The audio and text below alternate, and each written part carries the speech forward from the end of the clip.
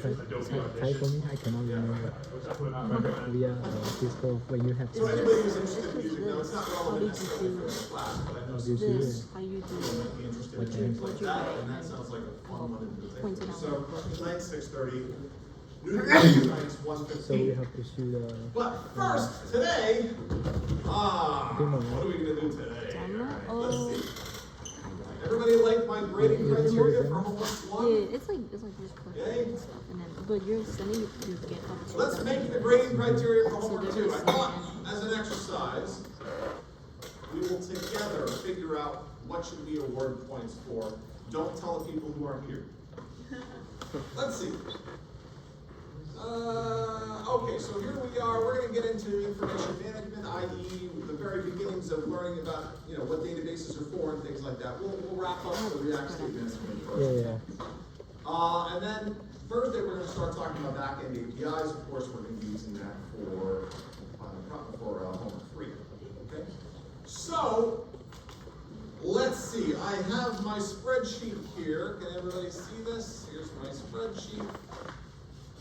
We want to figure out what sorts of things do we want to award points for and not award points for. Now, the way that I typically do this, like when I'm making an assignment and I'm then saying, all right, what's going to be worth what is, in this class, I'm giving you instructions. In fact, in the final project, I'm going to give you user interface renderings. Okay, we call them wireframes or Figmas or mockups or whatever you want to call them. Figma's actually, of course, a company, right?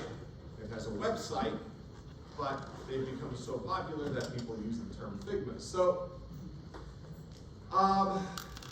in this class, in the final project, I'll actually give you the user interface and exactly how I want it to look, okay? That's called the specification, right? So I'm going to give you the specification or the requirements for that application. In 416, which is really, important course for your own sequence because it's a group project course, you're not given the requirements. You have to come up with the requirements, all right? And that's software engineering, right? I mean, software engineering is, it's programming, but it's also trying to figure out what to program, right? So in that course, we do the full range of the software development lifecycle, right? I mean, we do requirements gathering, meaning product management type stuff. Hey, talking to the customer, what do they actually want? What would best serve them? All of those things. In fact, that's one of the hardest things. Those of you who are in any of my VIP research groups, we're this semester, I don't see anybody here, but we're dealing with somebody in occupational therapy and trying to figure out what they want because we're working on a project with them. And, they're not software people. So, we talk in one way and they talk in another, and sometimes it's kind of tricky to bridge that gap, trying to figure out actually how to deliver what they want, okay? But I think it's a useful exercise, in this course, thinking about how we would evaluate this. In homeworks coming up, we're going to actually do some automated testing for some stuff, okay? So, in homework 2, we're not grading anything with automated testing or anything like that, but we're going to see that there's different mechanisms that one can use for automated testing later, including, by the way, there's like something called Cypress that we could use, which can actually test what's in the DOM, which ultimately means like what's in the user interface, which is sort of a tricky thing to do, all right? So let's see. I am open to suggestions, by the way. I'm not necessarily fixed on how I want to do this. The way that I typically do this, though, is that, hey, I gave you a spec. I'm going to go to the spec, all right? So fix the user interface look, all right. It's not quite correct. The delete list button should have a trash can, not an X. How many points should we give for that for? No, don't say 20. Let's see.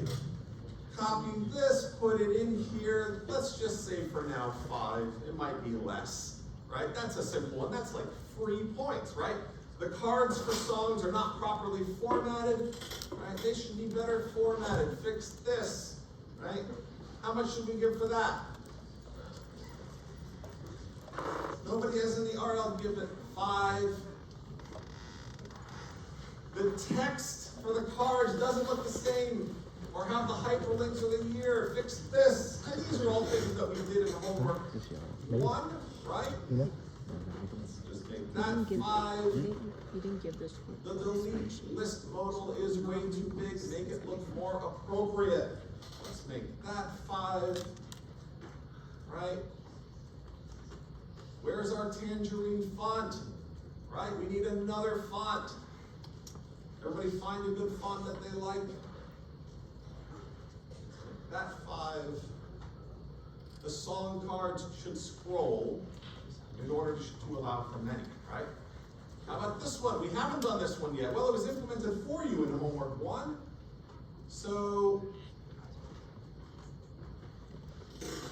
make that 5. Already implemented. So these are just some CSS types of things. Okay, so now we get into the more interesting things, all right? Song editing, right? I would say song editing, that's probably a bit more significant, right? It's not just a user interface thing, so we'll have to think about how much that is. The song button removal, no modal, right? We need this and no modal. One student said they did it and then they did the modal. No need to have the modal, right? Playlist and song duplicate. Let's put these as separate things, right? Duplicate, playlist, duplicate. So, on a computer with a slightly different proportionate keyboard, and it's messing all my typing up. All right? Adding a new song, that didn't work, right? So, right, we want to do that just like in the previous assignment. Right? There we go. Undo, redo, all combinations. Somebody today in office hours was telling me that my implementation of undo, redo is done as an after effect and it shouldn't be. I don't know if that's true or not true. Maybe. List saving. After every single edit, it should save it to local storage as its own thing. If the name changes, also, right? Separate file. Separate file. And let's put another one in here. List saving.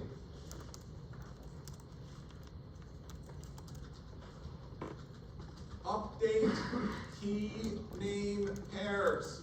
Hopefully you know what I mean by that. And then finally we have all the foolproof design stuff. Okay? How many points are we at? Oh, this one didn't have some. 5. Well, that's 100. Is that perfect? Are we good? Does anybody think we should add more stuff? Yay, nay? This is 10 points for the duplicate, 1 of each kind.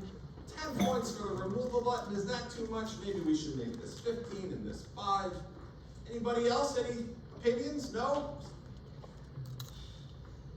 Okay, so that's our grading criteria. Nobody had any opinions? Yes? So when you said the song cards scrolling order, do you mean like they can scroll like those banners type of thing? So now what I meant by that is that in the implementation that I gave you, if we have 2 songs, now part of it of course is the cards. If we have 2 songs, they're big like that. Okay? If I have 10 songs, they're like that and they squeeze in. And it doesn't scroll. And if I have 20 songs, they'll get even smaller and they'll all squeeze in there. But we want uniformly sized cards. We want to make sure of that. Okay? That they're all uniformly sized so they don't all squeeze in. If I have 20 songs in there, I just scroll down. Just like in homework. Yeah. You can do that, that's okay, as long as they're not, the big important thing is legible. Yeah, I know. Like my tangerine font. I mean, I realize you're not all taught cursive in school. My son who's not taught cursive, I've tried to tell him the importance of, you know, someday some beautiful girls are gonna write you a love letter and you're not gonna be able to read it, you're gonna miss out on a life's opportunity. But she texted me. Yes. What do you mean by the saving to a separate file?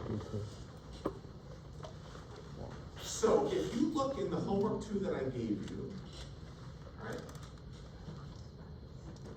Understand that each playlist is not saved all together in one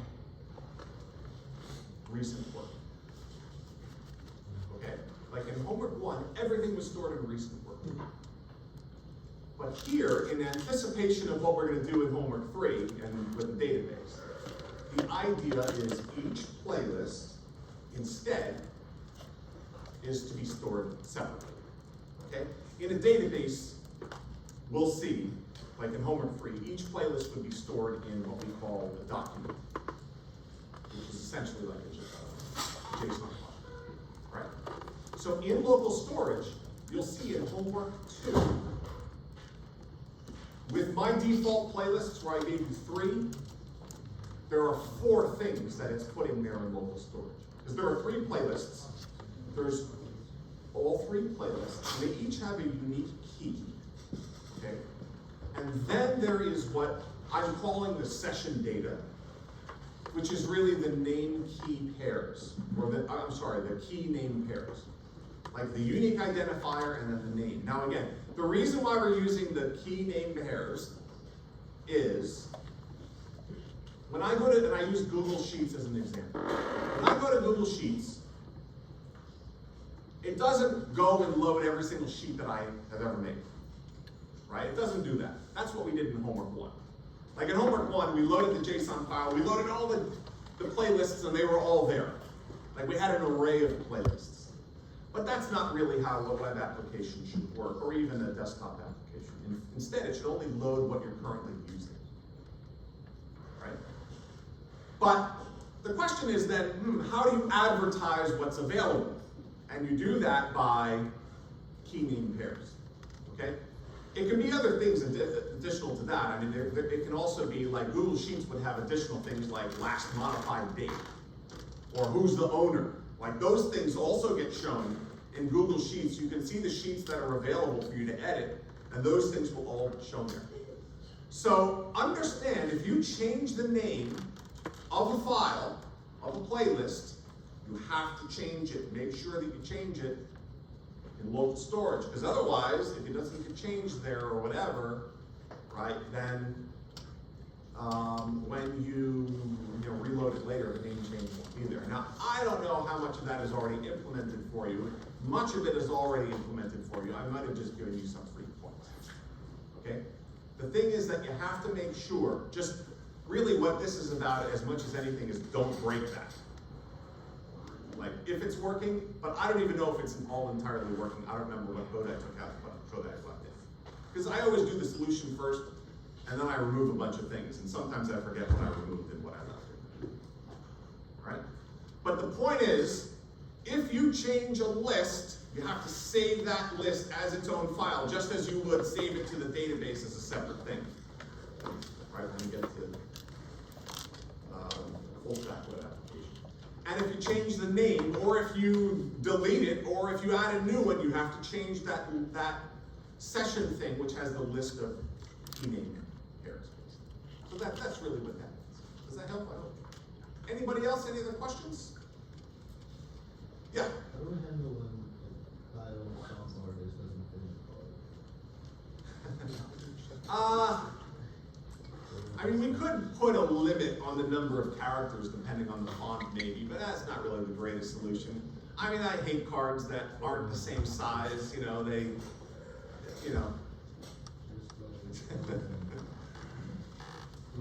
I will say this, I'm not gonna test it. But, we should have a better way of dealing with that, but that's a little more complicated. But certainly you could make the card flex, like make it bigger. That's called reactive programming, not this kind of it's a different reactive programming. There is a term called reactive with regards to CSS, which means basically you accommodate the content such that depending on the resolution and depending on all sorts of things, that your user interface still looks good. And it's a little more than I really. You should probably make the card bigger or something. No, you shouldn't make all of them, just the one, I think. I mean, I understand you want to make them all uniform, but then you'll get into a weird thing where as it gets bigger, everything will get bigger and everything will get all out of place, and then editing it will get, it'll really be wonky, you don't want that. Okay. Yeah? So when a model opens, do we have to disable the edit buttons? Yeah, I think that's a good, I think that's pretty much what we expect, which is always a good way to think. I mean, this is really true with, if you're ever making an app or things like that, users are ruthless, they're ruthless. I have made apps that I thought, oh, this is, people are gonna love this, and then I see people use it and they say the most viciously cruel things about the developers. You know, and I'm standing right there, they don't know I'm a developer or whatever. I mean, just like, who are the idiots that did, don't they know? I mean, what is it, you know, it's like, what is this person, 12? I'm like, no, I'm 53. You know, so you have to expect, you know, what people are gonna find not intuitive or less easy for them to use. So absolutely, I would say foolproof design means disable what they shouldn't be doing right now. Any other questions? Yeah. Do you have to add like the animation for Emoto when you click on it? You don't like the animation? It's more work. Never say that in a job interview. Never, never, never, never, never, never, never, never, never.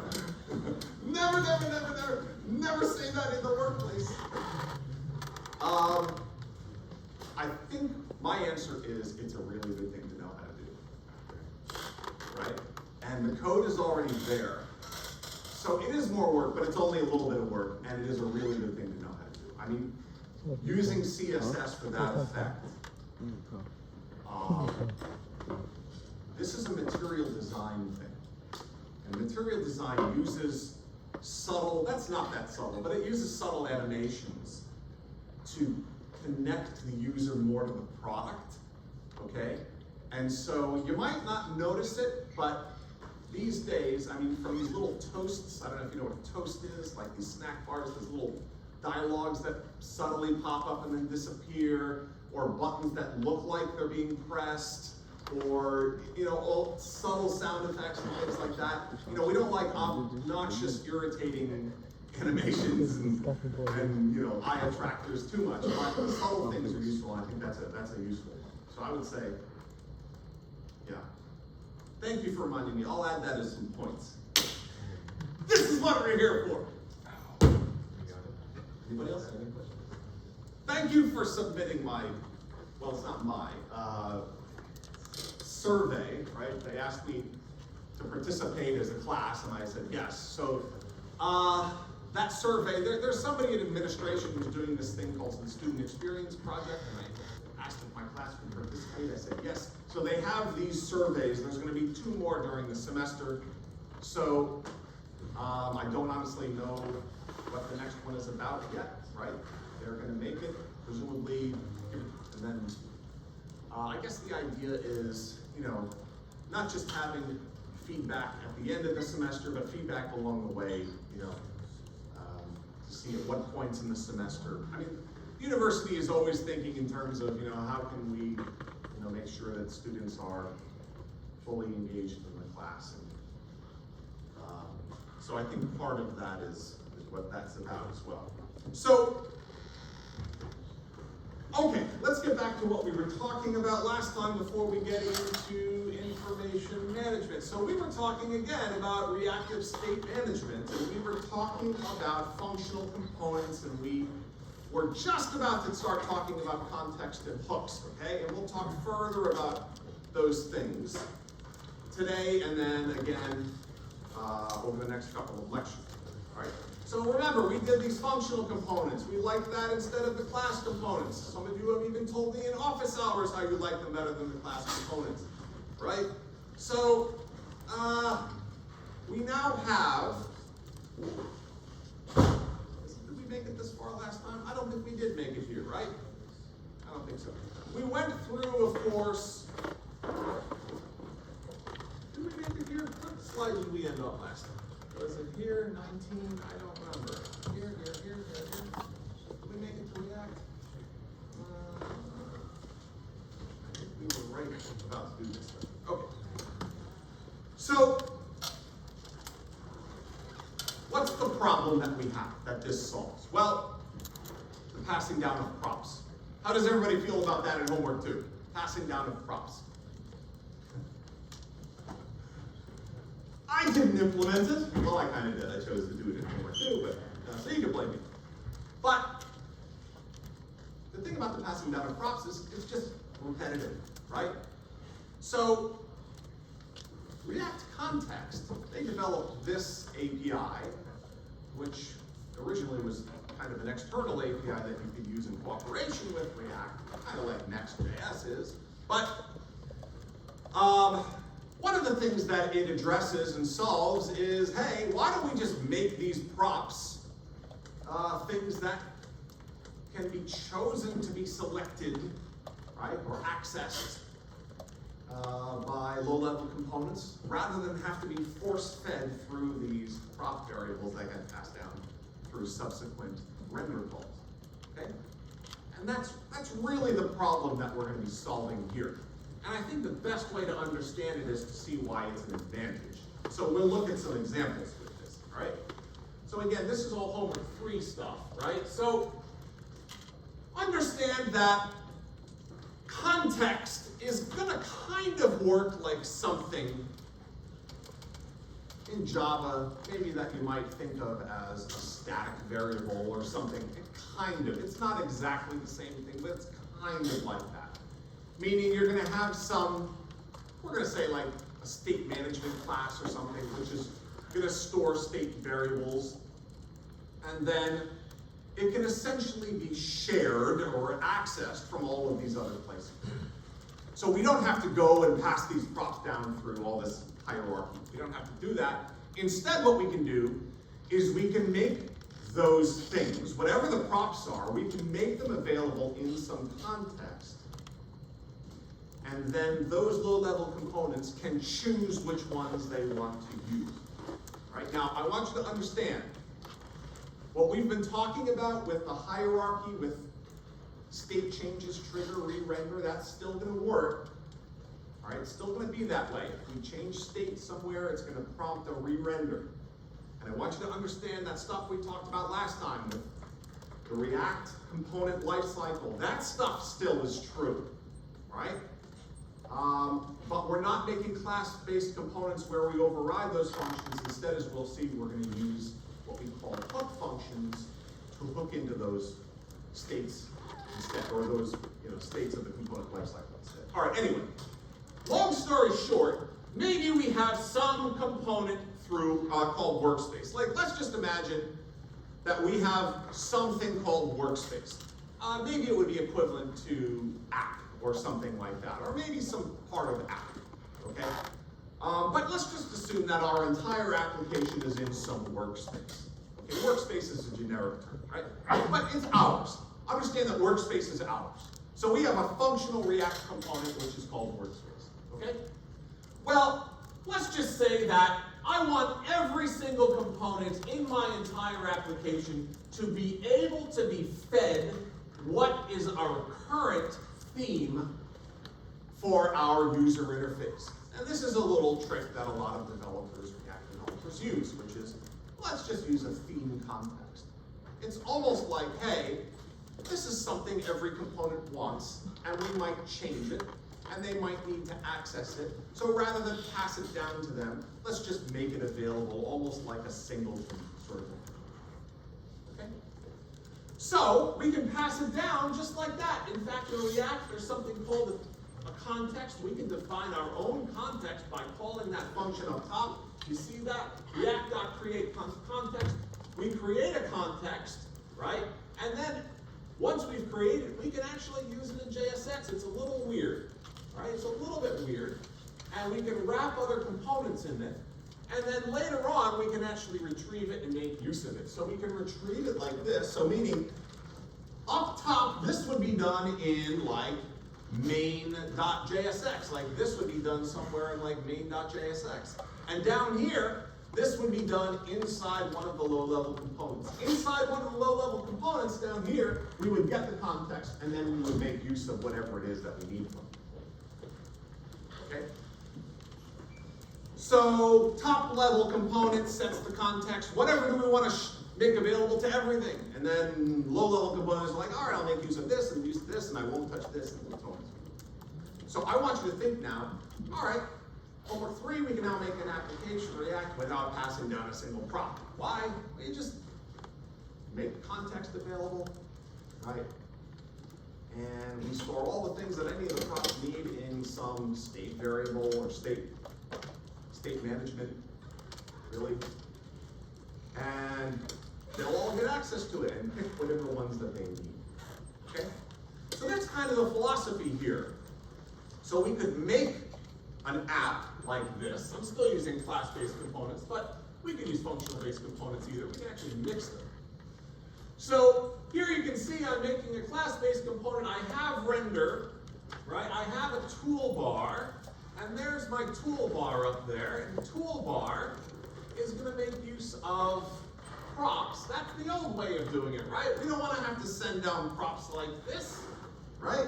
Instead, right, that's the props. That's the old way, the homework 2. Instead, hey, wait a second, more code, that's worse. No, it's not. It pays off. Because you can see, we make a context, okay? We then, when we create this app, we make the context available to everything toolbar on down. There's toolbar. Toolbar then has themed button. There's themed button. And inside themed button, because it's inside toolbar, which is inside theme context, it has access to the context. So therefore, we can actually get the context, and we can actually make use of it for something. Okay?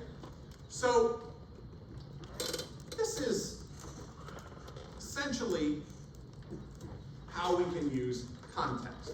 Okay? And it's not that different from something like a singleton design pattern or static class or something like that, right?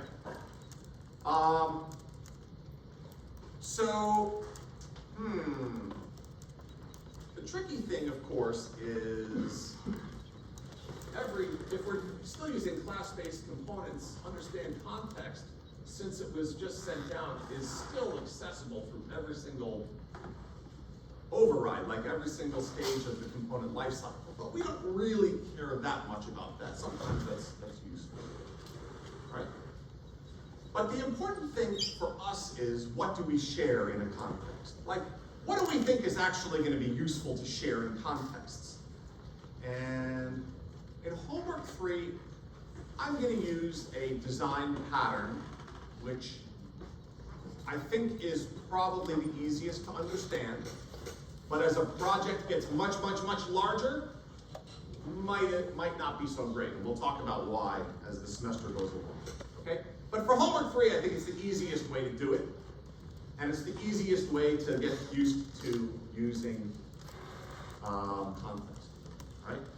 What we're going to do in homework 3 is we are going to make what we call a state management system. We're going to have one class which maintains the whole state of the entire application. Right? All the major things that are happening. What view is currently loaded? Like, you know, are you on different screens? We could have a help screen, we could have a front page, we could have a work screen, whatever. That might be there. If we're editing stuff, what are we editing? Right? What is the actual data being edited? All of that. We're going to store all of that in one place. And actually, we're going to make it accessible through a context theory.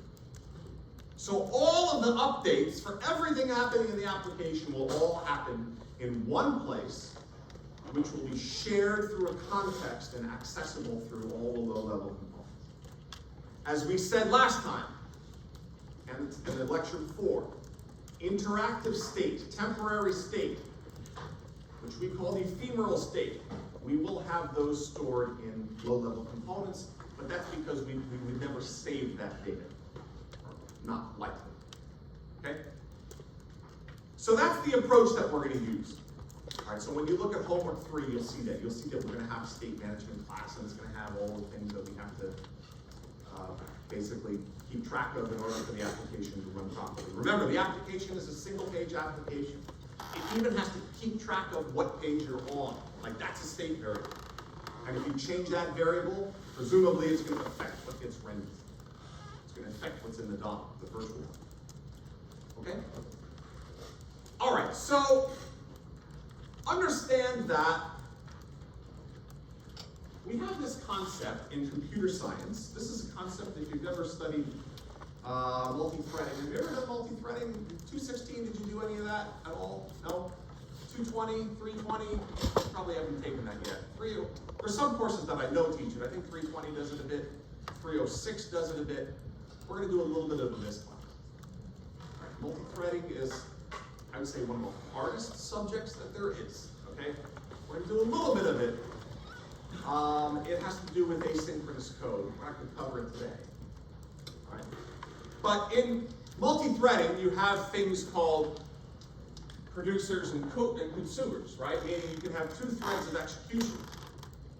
I want you to imagine our Google Sheet for scheduling an appointment, right? That's a good example, right? I share a Google Sheet with all of you.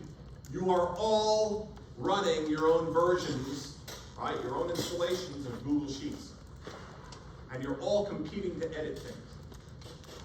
And it is possible, it happened in homework 1, that one student reserves a time, and then another student overwrites that time.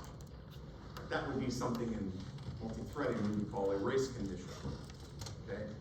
Where one thread of execution ruins what another thread did, right? So applications, multiplayer applications like games or multi-user applications like Google Sheets, they have to coordinate all these edits to make sure they happen in the same order, right? I mean, even if you're texting somebody, you ever get your messages out of order? I mean, that happens, right? Because they're all taking different routes to get there.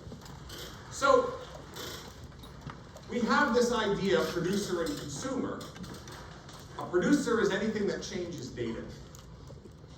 Right? So this is an important term. This is an exam term. This is a software engineering term.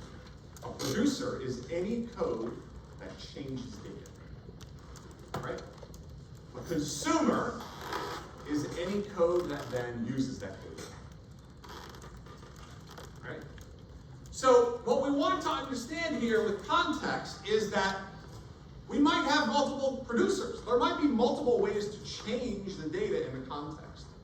Additionally, there might be multiple consumers. There might be different components that actually will update what they're rendering based on those changes. Right?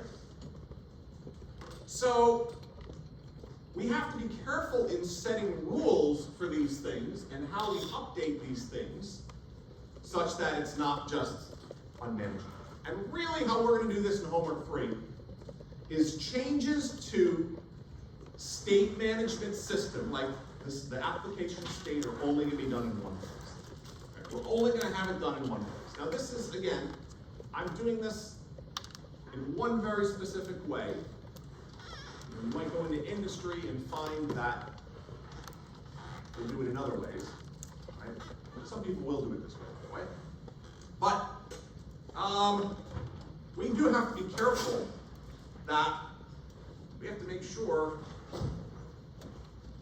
producer code, which is changing data, right, results in consumer code being, of course, notified, so that they can re-render whatever the changes are, or whatever it looks like. Okay?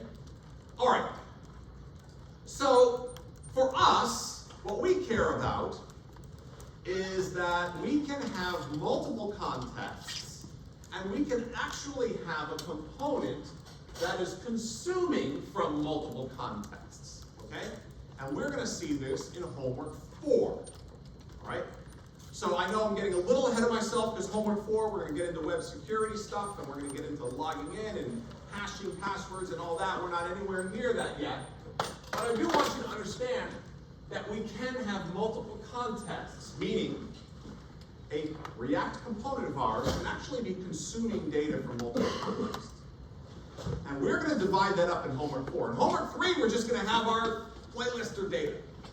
Like that's going to be our context is just going to be like, hey, playlister data, which basically is what are the things available and what is the thing currently being edited. And you know, in the final project, you'll have additional pages. So what page am I on? Things like that. And also, who's the user that's logged in? Stuff like that, right? So that will be stuff that we would store in that playlister data context. But another one, actually, I take it back. The account information, actually, we might have a separate one. In fact, we will, right? So we might have a separate context just for the account stuff, like just for logging in, your username. Maybe, you know, some applications might have a profile picture or something, right? So we could actually, within our own component, whatever that component is, we can then make use of multiple contexts. I don't want you to worry too much about the code here because, you know, there are a lot of ways we can write this code. And you know, when you get the code for homework 3, you know, we'll see what is available in the state, right? But why do you think it would be useful to do this, to have multiple contexts? Right? Why do you think that that would be useful? One context for the data, right, for the application. And again, single page application. We load the page, all the data needed to run the application. One context for the accounts stuff. Why do you think make it two? Yeah. It's organization, so you know like where it needs, like what needs to go where, and like you don't need to keep referencing like what's actually inside it. You just know based on the name of the context. Well, it definitely helps. I mean, componentizing things, right? I mean, certainly you then therefore don't have blob classes. You know, our class by the end of the semester is going to get kind of blobbish, right? It's going to get kind of big, and you'll be like, oh, I wish I had divided up into multiple pieces. Just because it becomes harder to find things maybe. But also the other thing is reusing things, okay? I mean, you can make a user context and then use it in 20 different applications. Presumably, Google does something like that. You know, I know they're Angular, it's different, but presumably, every single one of their web apps has the account in the top right-hand corner of the screen, and when you mouse over and click on it, it does all the same thing in just about every single application, at least some of the same things. So, presumably, make that a component, and all the data associated with that, and then there are components that make use of that. And then you can use it in a bunch of different applications. You're not just tied to one single application. So, you know, we are going to think a little bit about this with context. I mean, again, we're only going to have one context in homework 3. That's going to be for the data of the playlister, again, which has to do with what are the key name pairs, what is the list that's currently being edited, and all of its data.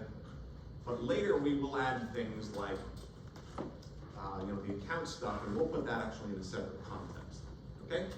The important thing with context, again, is that we can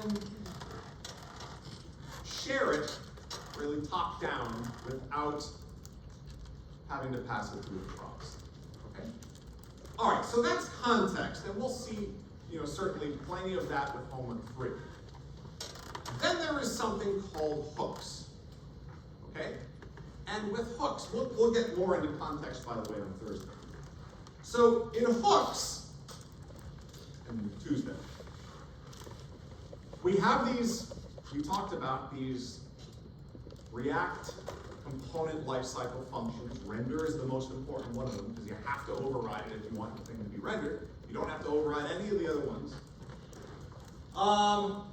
But we're not doing that anymore. We're not making classes that extend components. Instead, we're using these functional components. Why? To make our code smaller. Right? That's really the biggest reason. And you can still pass props down, by the way. Like with functional components, you can still pass props down. You can still do that, okay? Understand. In fact, I guess props would go up and this dot props is still there. Okay? So, but we might want to also specify variables local for this thing, right? State variables that are local for this thing, that when this thing, meaning this functional component, when its state changes, it gets re-rendered, right? And that's what's happening right here, okay? I have a functional component, it's a React component. It's called example, all right? Presumably, it's gonna be placed into app or something like that.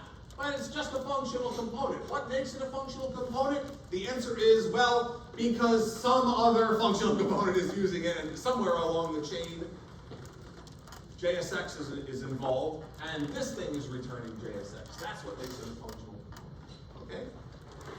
But we want, here, for this component, we are using a count. You can see a count variable, right? Curly braces, that means JavaScript is going in there.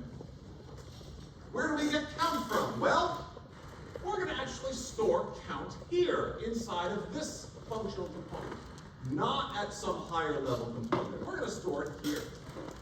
And what we're going to say is, hey, every time count changes, we want this component and only this component to re-render. Okay? We don't have any other React components in here. Okay? This is sort of the end of the line as far as React is concerned. But we are using count, which is going to be used in this class or this component, and we want to make sure every time count changes that it gets re-rendered, right? And that is what use state is for. Now, I want you to understand there are a couple of things going on, right? First of all, what do you think is set count? Like, what is that? Well, that's the function that we're going to use just to simply, like, you see this constant count, that's the name of the variable. Set count, that's the function we can call, which will set that. We can name that whatever we want, though. It doesn't have to be set. Right? We get to decide that right there.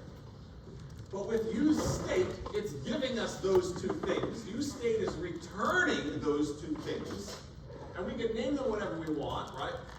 And so we can reference count if we want.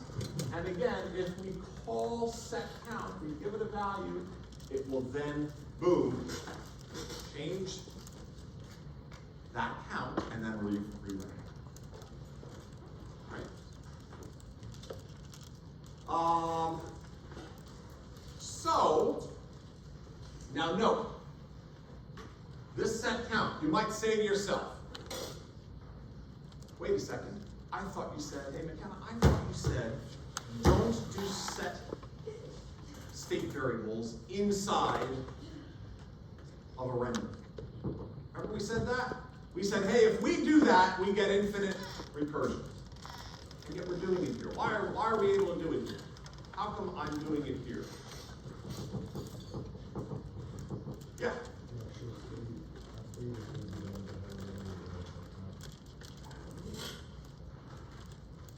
That's a good guess, but no. How come I can do a set count function call here, which changes the state of this component? How come I can do that? Yeah? It's not actually happening in render, it's happening in the callback. Absolutely. It's not actually happening in render. Does everybody see that? It's happening in a callback function which is set by render. Like, understand that button, the button type in HTML, right? You can set its callback for on click. Like when somebody clicks on the button, you can set its callback, meaning you provide what it does. And we are actually providing it right here, right? Like this is what this thing is, parentheses like that. That's our callback function. This open bracket, close bracket, we're actually defining it in there. So we're defining an entire callback function in there, all right? In homework 2, I just listed it, like I just listed the function, but we're doing it this way here. That's tricky. want you to be really careful about something, okay? And, you know, me being somebody who started off with Java, especially before Lambda expressions and things like that, in Java, this dot, like when I first started, I was programming in Java back in the 90s. When I first started programming in JavaScript, you know, some years later, that confused me, okay? In Java, this dot means this object, right? The object on which this function was called. If it's an object-oriented function, meaning it's not a static function, this means the object on which it was called, okay? But in JavaScript, sometimes you think, right, the thing that confused me was, sometimes you think, hey, I'm inside of an object. If I were to right here, let me show you, right?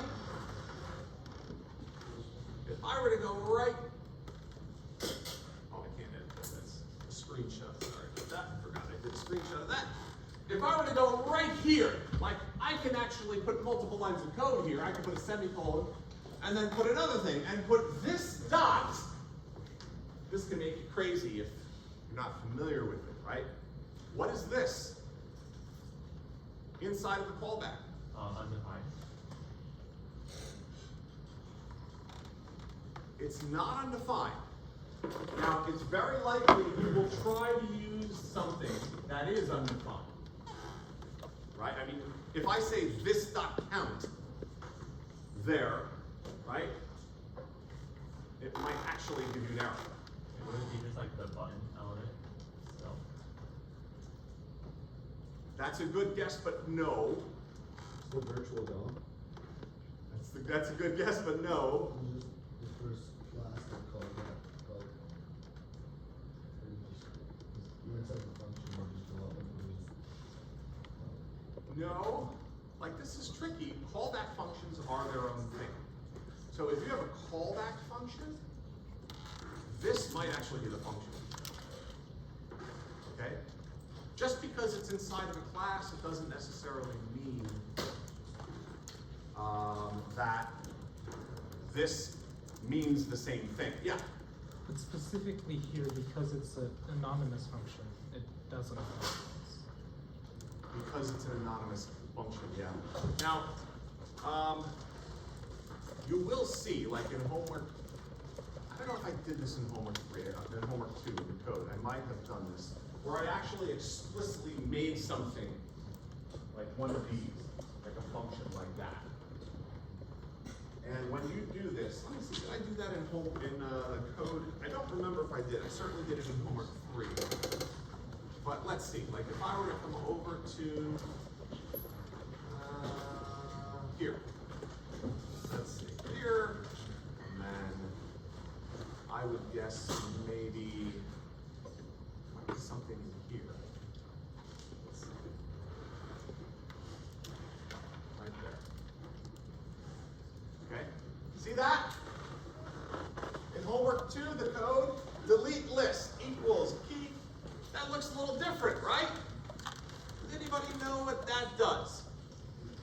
Like, I don't have to write it that way, but I did. Anybody know what the effect of that is? The effect is that inside of this function, if I say this, it's not the function. It's the thing that function is contained in. Okay, it's ensuring what the actual this is. Right? There's another way that we used to have to do it in JavaScript, which was really cumbersome and obnoxious. Yeah? Okay, so with the arrow, it basically when you use this, it would be the act of The function. See, the problem with the callback function is who's calling your callback function, right? And the answer is we have no idea.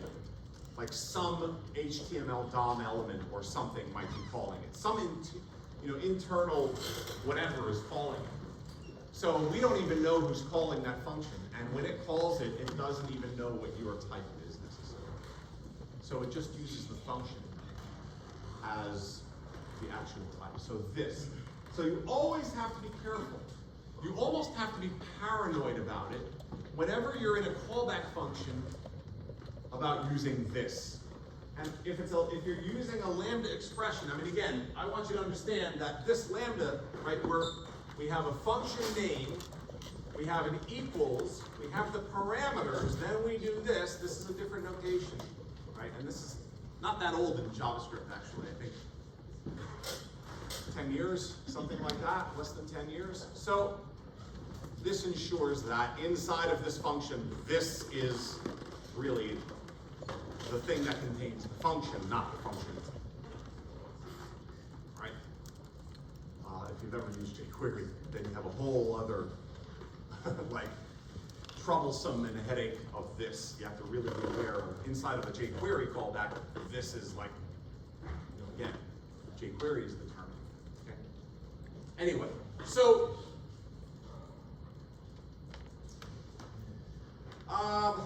beware of callback functions.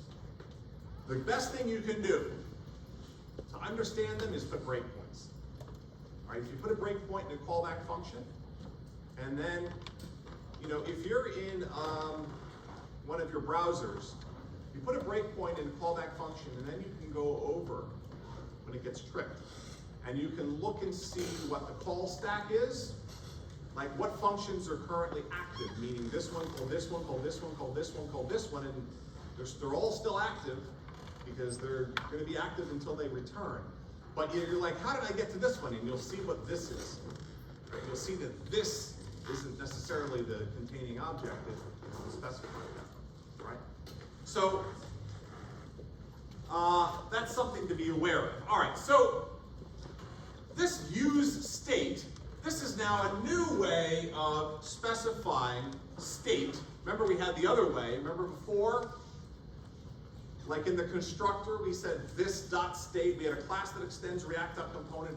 In the constructor, we had this dot state, and we gave it a bracket with all of the state variables that we want. And then we overrode the set state function to provide our own little function there for how we're going to set state and things like that. Okay. So we did that. This is, in some ways, a shorthand. It's doing some of that management for you. Because really, with use state, you can now reference the variable here in JSX. And then you can call the mutator method, right, set state, and that will force a re-render. All right?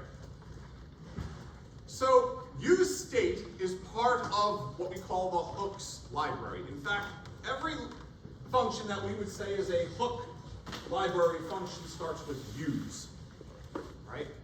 So there's use state and there's others like use effect. Yeah? So if we make our own hook function, do we just put like use and then like a word, and would that be recognized as a hook function? No, it's an actual API. Yeah. And understand that the different existing ones, and we'll cover some of them. We're not going to cover all of them, but because some of them aren't really relevant to what we're doing, but they are in the API, they exist, and they get called by the React system, right? So it's still very much the template design pattern sort of a thing. They would call those functions at different places. It's sort of a mechanism, a hook, right? Again, template design pattern uses hook functions.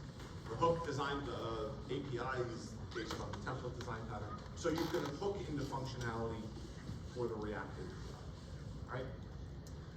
So, and again, use state is basically just returning two things, right? The count and then the function for actually setting it, right?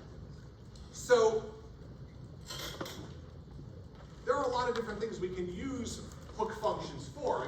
Again, as we'll see, we can use these things for, again, data fetching, which we'll need when we get into backend databases and things like that. I say here subscriptions. What's a subscription? Well, I want you to understand some web applications, they have to subscribe to third-party servers, right? For example, you want to make $1 billion like Jim Simons, former math professor here. He created Renaissance Technology and, basically created software that predicts what the stock market is going to do and then trades based on that, right? That's what hedge funds do, kind of, right?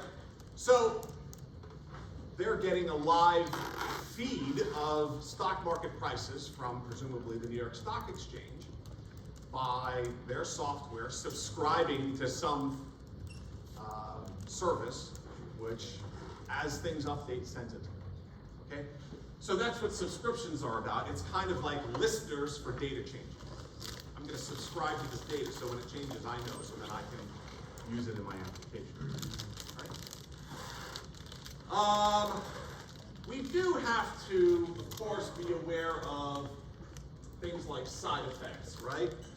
So, I mean, again, side effects, I talked a little bit about that, but some of these we're going to use a lot of, right? The ones on the left are the ones we're going to use plenty, right? Context and state especially, right? We're going to use context, we've already seen that one, right? To get the context, which is going to have the application state data. We're going to use state if we want to create actually for our state manager, it's going to use context just to create the original state variables. And then we're also going to have, so we're going to use state to create the original state variables in the state management system, and then the low-level ones might even have their own, as we said, ephemeral state. All right? But then there are a bunch of other ones as well, and we'll get into a little later, not today, but we'll get into what some of these are used for. Use memo, use ref, use reducer. I think those are the three most commonly ones. I think the other ones, I don't think I've ever even used imperative handle, right? So some of them are more important, right? Certainly in 416, you would certainly use for a complex project like that 1, 2, 3, and probably 2 of those, probably memo and ref, right? But we're going to start off just with these two, really. I mean, even use effect. I don't know how much we'll use that in homework, in the homework assignments. Maybe a little bit. But use context, use state. Just with those two, you can do a lot of stuff. Okay? So again, use state. Within a component, we are specifying, hey, these are the state variables for this component, and when we change them, re-render. That's what we're saying. When we change them, re-render. So if we have some thing that we're calling a top 5 list, right, whatever that list is, right, and we specify its initial state, right, and we call use state, that's what the argument is that we provide there. We provide an initial state. Before it was 0 when it was a counting variable, but here it's something a little more complicated. You can see it as an item. Right? So that list starts off as empty. The whole idea is, example with many states, the idea is, hey, this thing has 3 states, it has 3 set functions, and we can now set the state, right, by calling those functions, and it will automatically trigger a read. It will change the state, and then it will automatically trigger a read. Right? So that's a hook. Okay, and we already saw, we can then use, that for creating some simple component, right? Okay, so that's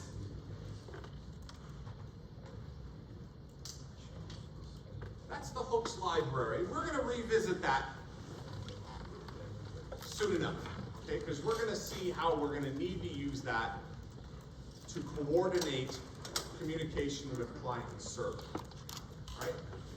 But first I want to talk a little bit about why we even need a server and what the server's going to do and the server communicating to some backend database. All right? All right. So first let's just think very generically. I'm going to go very quickly through the beginning here because this stuff is, a lot of it is just a review of things. Even if you haven't thought about it in this way exactly, it's things that presumably already know, right? I mean, we have, of course, data that we're storing in our application in all kinds of different ways, right? I mean, if you think about all the data that has to go into an application, think about your favorite game, right? I mean, there's just a huge amount of different data, and it actually will need to be stored in different ways. Some of the data, presumably, is just temporary, right? Some of it is permanent, meaning some of it needs to be there when you come back later, right? So if I log in again to my Google account, right, I might be viewing certain pages, right? But while I'm viewing those pages, that may or may not change anything permanently. Okay? In fact, I don't even know what is stored necessarily by applications I use on the web in local storage, or what is used in cookies, or what is stored on the server. Right? And sometimes, I don't know if you've ever done this, but you know, you have an email program or some program you use a lot in one browser, and then you log into a different browser, and you're like, hey, wait a second, why is everything all different? And the answer is because they're storing many of your settings in your browser, right? Not in the database. Right? So, some data temporary, some data permanent. Now, for temporary data, of course, you know, when you run a program, like when a program starts, all of the program instructions and all the data to run the program is loaded into RAM, right? Random access memory. Right? So RAM stores all the data for the programs currently running. Right? So primitives, objects, arrays, everything, right? Presumably when you turn off the computer, it's all gone.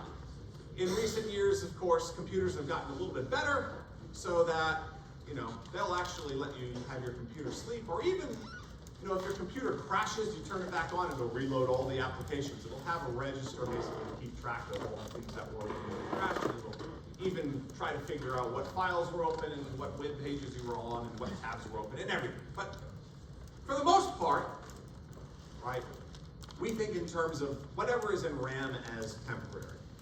Okay? As opposed to persistent data, of course, which we think of things that are saved permanently. Now, you know, in your own computer, you would think of a hard drive, right? Your hard drive, you're saving it to your computer so that when you turn it off, come back later, it's still there. You can access files, things like that, right? If we're talking about a web application, right, you're saving things online. You're saving them from some back-end database, presumably, okay? So there has to be some mechanism for accessing and for updating and for deleting all of those different things from that database, okay? Now, if we think about in an application, like all the different ways that data gets its values, I mean, there's a lot of ways, right? I mean, we can have hard-coded things, we can have instructions that explicitly change things, we can have user input, like we can get data from the user, we can have some sort of API or system request that produces data, we can read things from a file, or we can get it from a database, all of these different ways. Like, these are all the different ways that we can actually get data, right? And of course, we're getting data. Presumably, we could also set some of this data. I mean, we can set things in a file. We can set things in a database. We might even be able to set some configurations for the operating system or for the computer. So, you know, if we're using a desktop application, typically we say, all right, we're working on something and we save it, right? So we're working on a file. The file is local. We save it. I do realize these days, right, Microsoft, right, you're working on Microsoft, you might be working in a web browser, right? I mean, a lot of these tools used to be just desktop applications, and now they all work through the web, right? This is why everybody wants web programmers, right? Instead of, you know, just necessarily desktop application programmers, okay? The web, everybody now, you know, serves their editing software, not everybody, but lots of them through the web. Okay, the Unreal Engine doesn't yet do that. That's why those of you in my 381 class, we still have to download and install the Unreal Engine. Okay. But anyway, all of these, they all save things, right, locally, and they all have their own formats, right? The format for Microsoft Word files is very different than a StarCraft campaign, right, or Mac file or something like that. I love StarCraft, it's the greatest game ever. And you can in StarCraft, of course, one of the reasons why it became so popular was because they gave you a level editor, right? And this is late 90s, so you could get the game and then you can make your own levels. And actually people ended up liking the levels that other players made better than, you know, for competition, better than the ones provided by Blizzard, and the primary reason was because they were faster. Like the game would proceed and get to the good part faster, things like that. But those things get stored in what's called an SCM file, right? StarCraft map. Right? So it has its own format. And of course, if you were to open it up in Notepad, you'd be like, what is this, right? And the answer is, well, Notepad has no idea what the format is, right? the data inside there is not textual, meaning everything in there is not meant to be read by a human. It might have some text in it, strings, but it might also have integers and floats and doubles, and those are all various sizes, and they're all different sizes from that of a char. So when you open it up in an editor like Notepad, which is looking for simply chars, it's treating everything like a character. And if I take a double, which is 8 bytes, and I open it up as a char is 2 bytes, right? That's 4 characters. Well, what sense is it? 8 bytes meant for a number to be opened as 4 characters. That's how you get one of these crazy symbols, of course, right? So, you know, typically if you're making an application, you'll have what we call internal and external data representation. Internal means, hey, I need all the data that is going to be needed for me to edit this thing, right? So if I'm making a Excel program with spreadsheets, I need everything to be able to edit things. Or if I'm making a Microsoft Word program, I need everything to be able to edit things. Like, I have to remember all the editing settings and everything like that, okay? But I don't typically distribute things to people through Microsoft Word. I typically turn it into a PDF file. And that's an external representation.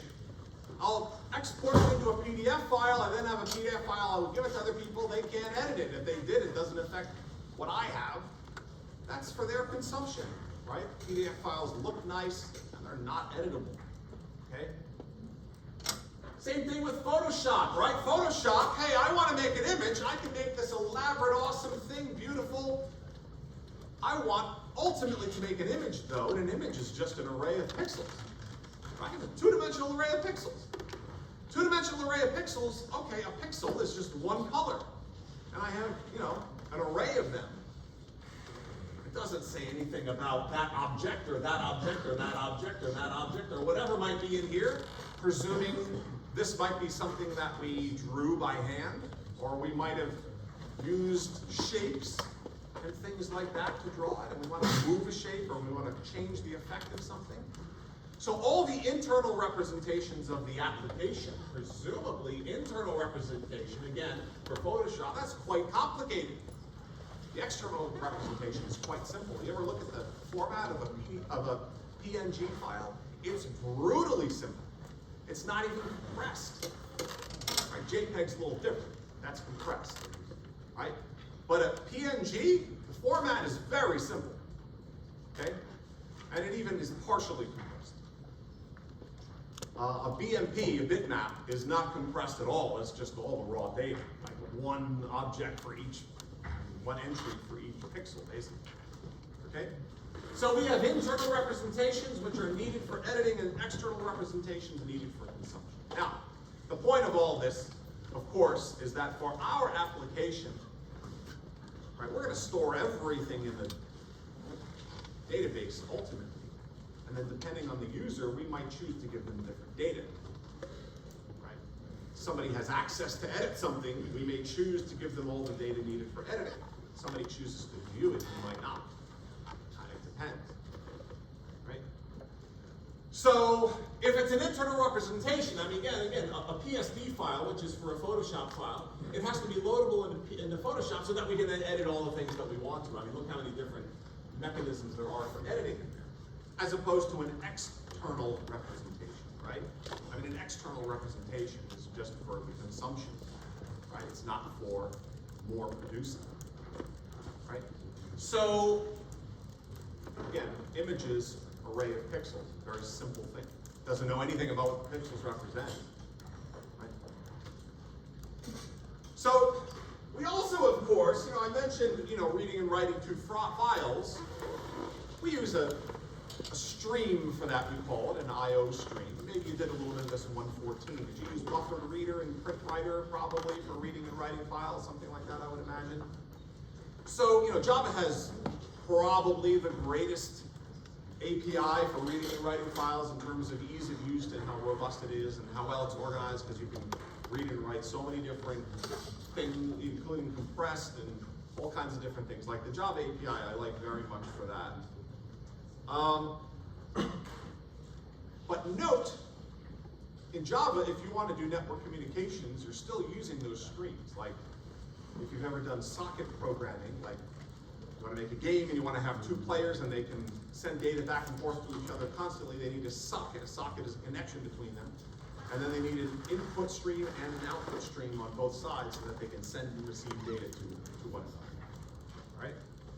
So streams are useful for that. But you know, these things, streams, we typically think of them as sequential access. It gets a little muddled on the internet. Right? So Java I/O has, you know, a whole architecture for doing this, a whole bunch of classes that are part of the input stream, and another one set of classes part of the output stream design that they use, right? There's the 60 different types for all kinds of different things, right? They have, hey, we want to do plain text, we want to do just raw binary, maybe for optimization, and then maybe we want to just save objects, which seems the best, but is the worst, right? Saving objects, you're then stuck with them, and if the object data changes or the structure of the class changes or anything like that, those serialized data objects are then useless. But anyway, that's a whole. The point is that, you know, we have all different ways of reading and writing data to files and also across sockets to other parties, okay, in all of these different languages, right? We also have to be aware, you know, a lot of times when you're making an application, you have a couple of different perspectives, okay? Meaning, am I in the development process or am I in the shipping process, release process, we typically call that, right? And if we're in the development process, we might, like just for example, we're making front-end stuff, right? We might not even have a back-end yet. So we might not even have all of the back-end stuff connected and set up and ready, so we might fake it like we're doing in Homework. In Homework 2, we're faking it, all right? We are front-end developers who have this little stupid DB library that's pretending to work like a database, okay? That's not uncommon. That's called a stub, actually, S-T-U-B, like code that pretends to do something sophisticated, but does it in a very simple way, actually, as a stand-in for a more sophisticated stuff. Right? So, the thing is, of course, once it gets released, it's supposed to work properly, then we care about it, right? But anyway, so, you know, if we're writing text files in Java, you know, we're using PrintWriter, we can read them back, presumably in the same order, right, with buffered reader, right? And with these things, if we're reading data, we don't even know how much data we're going to get. We have to have some marker in the file to tell us, right? So that's, you know, reading lines of text from a file, like you would use something like readline. Like when readline finally returns you null, then you know you're at the end, right?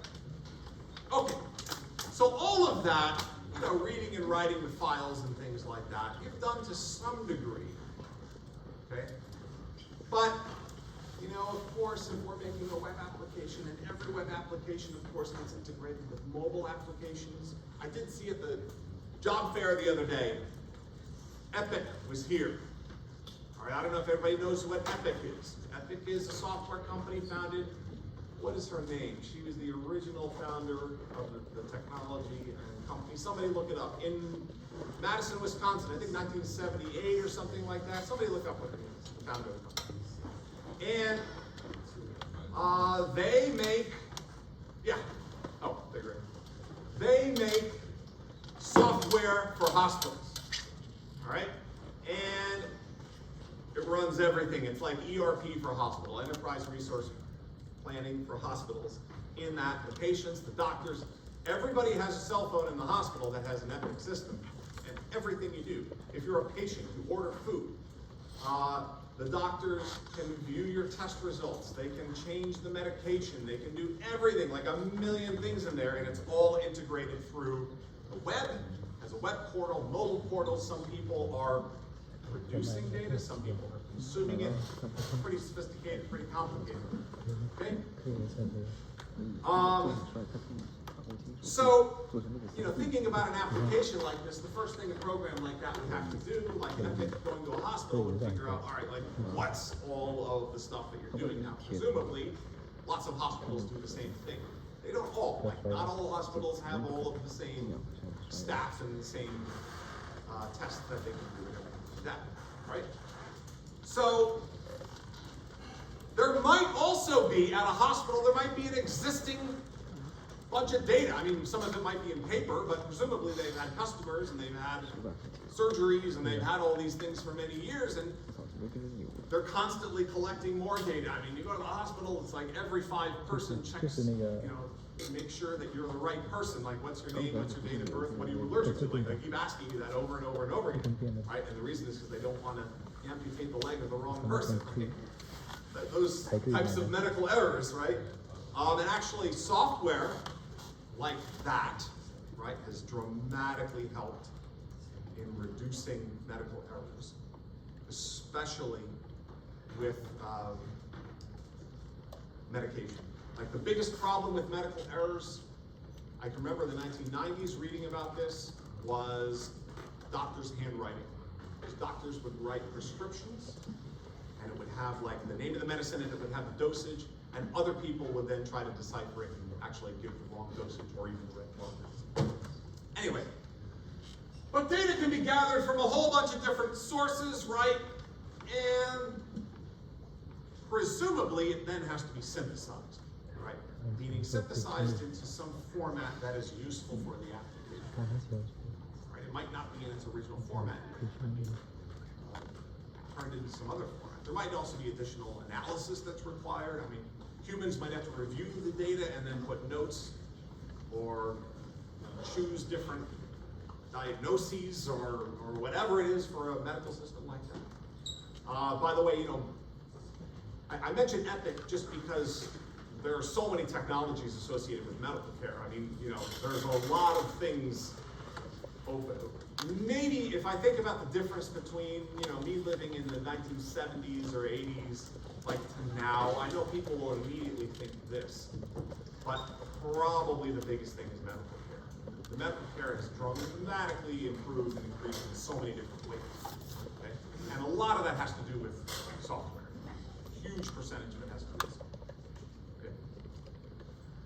All right, so we've been talking about information, we've been talking about data and where it comes from, and internal versus external, temporary versus persistent, all of these different things.